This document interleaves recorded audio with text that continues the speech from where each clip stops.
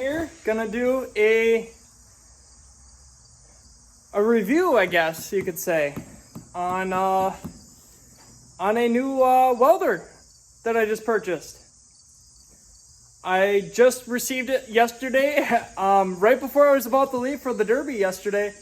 My welder finally came, and I'm excited to actually give it a shot, try it out and see how this thing works.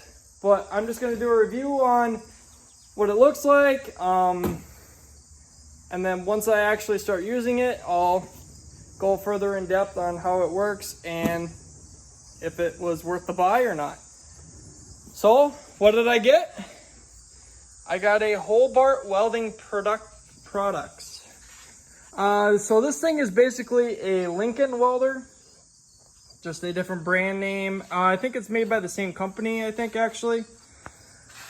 Currently don't have a lot of room. I had to borrow my grandfather's welder to get the vet car ready for Friday, which was yesterday. And then I also had to weld up some stuff on here, get my cage in and whatever else. But this car is pretty much good to go. Just have to do some minor stuff. Get the door shut or the two doors shut yet, and the hood, which I'll do that later. But anyways, back to this. Looking at it, it looks really good. It doesn't look cheaply made. It looks like it's very sturdy. Very simple dials, control your voltage, and this controls your speed. I don't know. This is probably where your wire comes out, and then you have your nozzles, on and off switch. Tires are plastic, but that's okay. We'll open this sucker up. Looks really good in here. Looks fairly simple. Doesn't look too complicated. I can actually get a good roll wheel in, or a good size reel in here of wire. I was gonna get a smaller one, but they only would take 10-pound spools, and realistically, that's kind of a waste of time. If you have a small welder and you just do a little bit of stuff, that's fine. But for the amount of welding I do, and like I don't run just chain stock, but lately I have been. But if I do another weld car, like the splatter paint one out there, that takes a lot of wire, and you're gonna go through at least one, or like you're gonna go through a 10-pound spool in the matter of an hour or a couple hours of constant welding.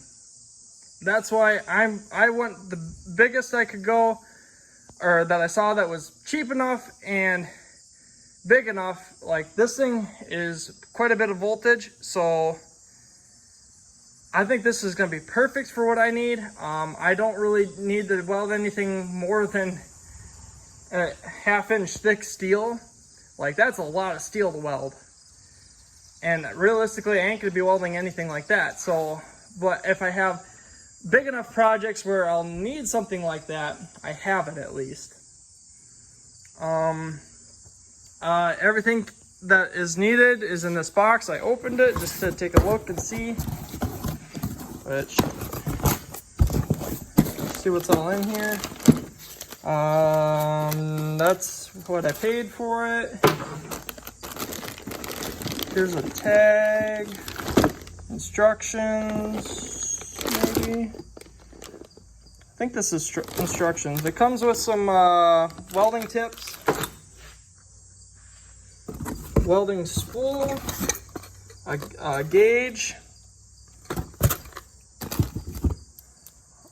for the gas, which have to hook up, for the tank, which I have to order a tank yet, the ground clamp, and this should be pretty simple to put together. I don't think it'd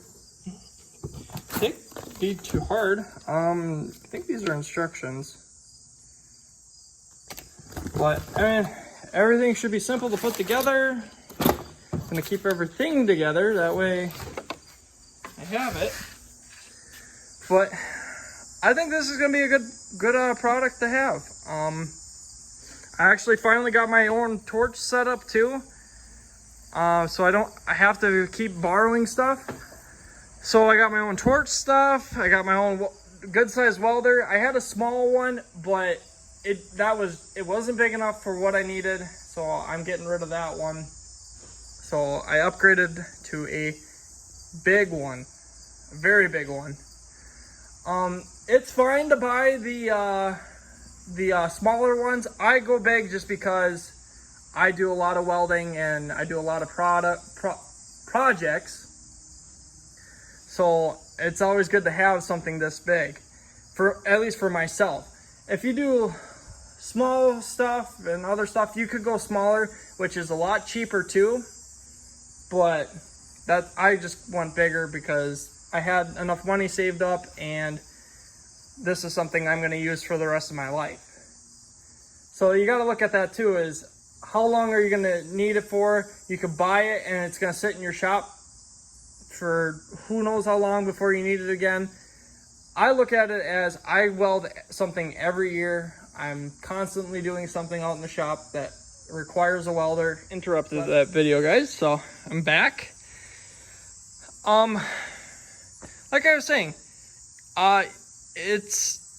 this is something I went with. It was cheap, but it's not cheaply made. So I'm thinking this is going to be the better of the three brands I was looking at. I was either going to go Miller, Lincoln, or Hobart, which Lincoln and Hobart are pretty much the same thing.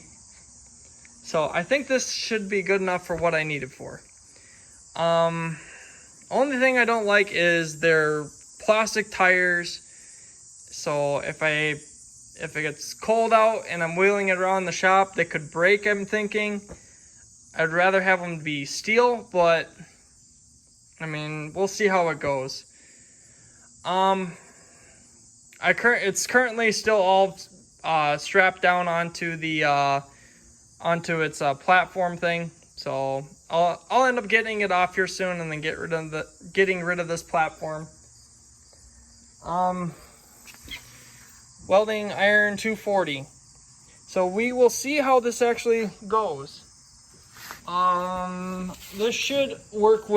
This plug should work with what I have in my shop. I have, let's see here, unplug my other welder. So yep, it's the same thing, which I can stay unplugged. So I got myself a stick welder, a wire feed welder. I got my own torch set up and chop saw. I got all the tools I need now to build derby cars. It took me a few years to finally save up enough money to get everything. 2020 derby season has basically been the factor on me getting everything now. I haven't really been, well, I've been buying a lot of cars this year too, but I've been getting them so cheap that I'm still saving up enough money to get stuff.